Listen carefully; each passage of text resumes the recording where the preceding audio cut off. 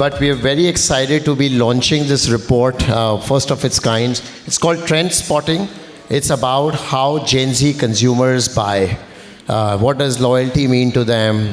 How do they discover brands? What do brands mean to them in the first place, and what influences their behavior? So the report is there.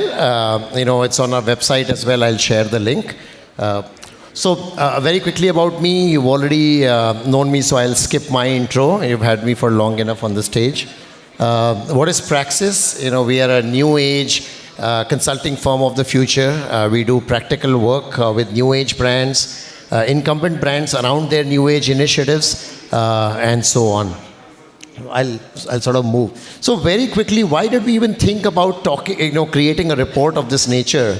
Look, Gen Z is rising, right? And India is at the center stage of it. More than a fifth of Gen Zs globally are in India, right? So we're the hotspot of action.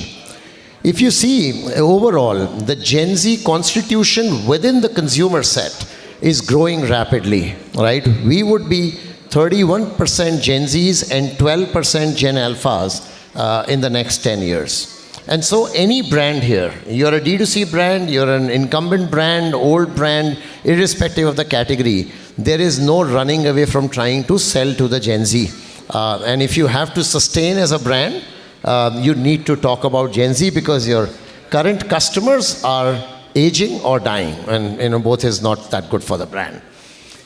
Now, overall, this is easy. You probably haven't seen this together, but overall consumer spending in India is around $2.6 trillion. We typically look at expenses, which of course, grocery, essentials, transportation, apparel, etc., etc. You consume services, which includes your transportation services, which includes ride-hailing, cabs, healthcare, financial services, education services, and so on. And then you have capital purchases. This includes automobiles, this includes sort of house purchases, furnishings, household expenses, and so on. So the overall annual consumption in the country is around 2.6. This is only B2C consumption, of course. And so if you look at what Gen Zs are doing, on the left-hand side, this is a Gen X, people from my generation. We were basically we're saving a lot more. We were spending a lot on rent and utilities. We spent something on fashion and apparel. But then experiences, health and wellness, tech and gadgets, and subscriptions. And actually, we could have colored beauty and personal care as well because it's about self-expression. It's not about beauty, it's not about vanity, it's about expression, right? I think those 4 or 5 categories are seeing a dramatic growth in the consumption pie itself. So if you're playing, irrespective of what category you're playing in, you will need to find products that cater to this very large 30-40% of the spend that's coming up with the new generation. Now, we spoke about this in the panel a little bit, and let me bring it together. And the most simple way we've been able to put it in the report is actually to lock in the Gen Z and to create an iconic brand. And we spoke about Nike, Swoosh, we spoke about Zara. These are iconic brands. They were rooted 40 years, 50 years, 60 years back. How do you create an iconic brand now if you're starting out? And so we look at it in 2 axes. Customer engagement, that's why we spoke about Instagram, we spoke about engagement, post-purchase, pre-purchase, and so on. And the other is value proposition. Proposition fit with the expectations of the customer. And if you see, if you were in the bottom left, you had a weak engagement and a weak product, you're basically going to be extinct. You are a non-distinct brand and not even a brand. You will be a commodity product, probably catering to the mass or sub-mass segment and relying on the sort of legacy thing called availability. Like just make your product available and you will sell something. If you're on the top left, which is you have very high customer engagement, you're loved and liked by influencers, Instagram, social media, WhatsApp, whatever, right? But had a relatively weak customer proposition, you would, one, get a lot of trial, right? So you will have consumers flocking to you. If you're talking about content that is relevant, you will win consumers' hearts. The consumers will relate to the brand. But you might not create a lasting brand because you will be on a treadmill, you're incenting trial, you're acquiring customers, but you're not able to create a sustained brand at the back of it just because you are engaging well. On the other side, if you had a strong customer proposition, a very strong product, very good product, it's truly sustainable, it's high performance, it's durable, it looks good, whatever, it's convenience, right? Whatever the case may be. But if you are not engaging with the customers, then you would basically have the share of mind. And so the functional users will buy you, but you will not be able to create a very big brand. So it's become obvious that engagement and product proposition is going together. And so this report actually captures these 9 drivers of what enables retuning customer engagement and what enables realigning the customer proposition. Chasing trends. So consumers are chasing trends, not brands, remember. So if you are a brand, you have to be relevant to the trends to be relevant as a brand to the customer. The second trend is socializing. It's not just socializing anymore. You shop, you share, you talk, seek validation, affirmation. If it's something aspirational, you show that aspiration in a very individual way. We talk about socializing while you're shopping. Edutainment-led buying. There is almost no buying that is happening purely on impulse. People are discovering, people are reading, people are talking about their snack bars, they're reading about the ingredients. Packaging has become very important, therefore. So you have to educate the customer about the category and the brand, for you to be able to engage the customer. Phygital everything. The channel, we use this word, we use this word quite often now, which is channel fluidity. Should we talk about channels at all? Because consumers want to interact with your brand. They want to find your brand. They want to be serviced in your brand. It could be a bank. I'm talking about a bank as well here, right?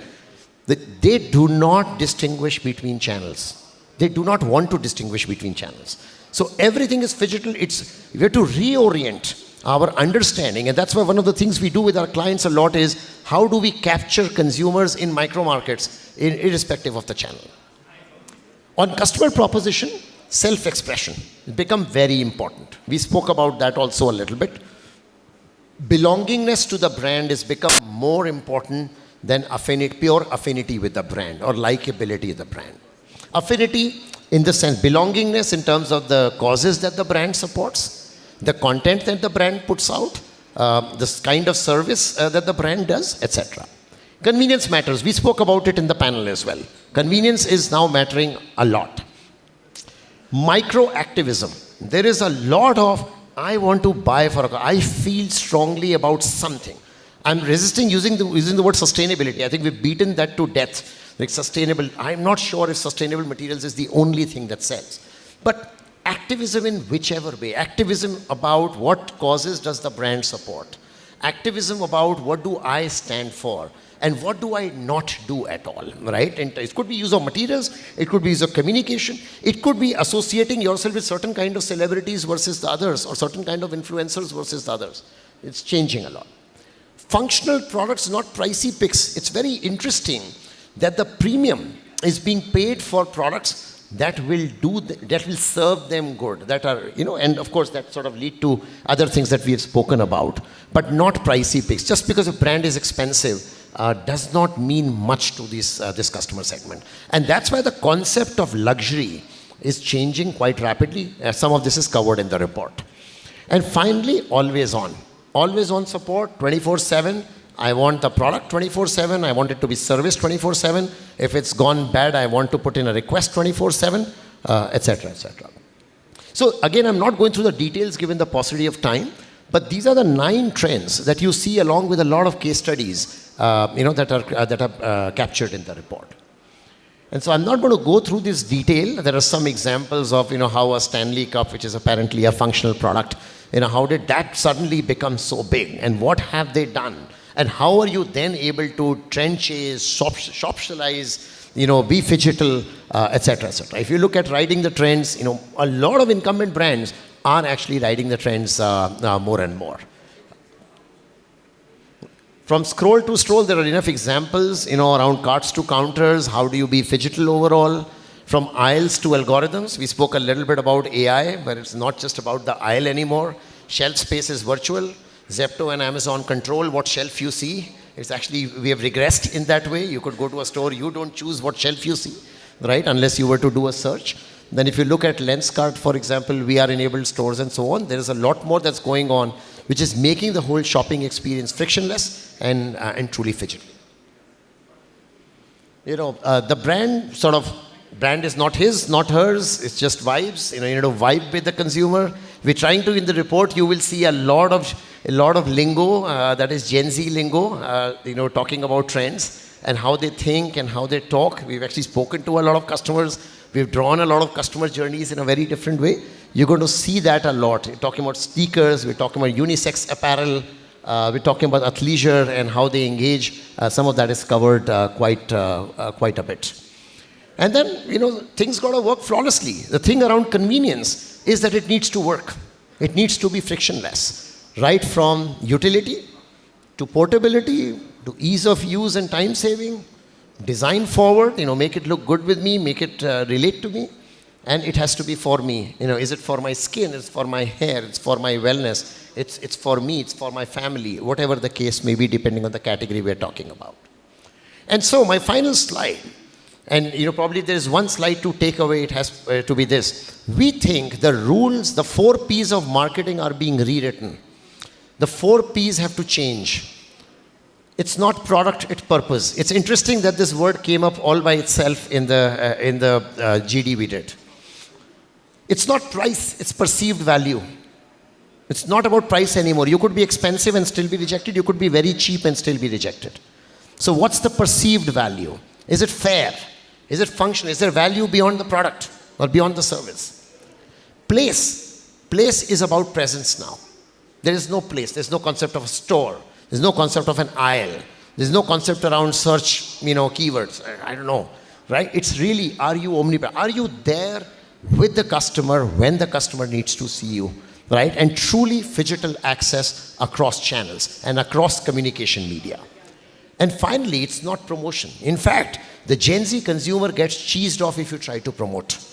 They don't want to be promoted to. They want to participate, right? They want the brand to create experiences, retail experiences, other sensorial experiences, trial experiences that help consumers understand what the brand stands for. And therefore, building the story and building personal relevance to the brand.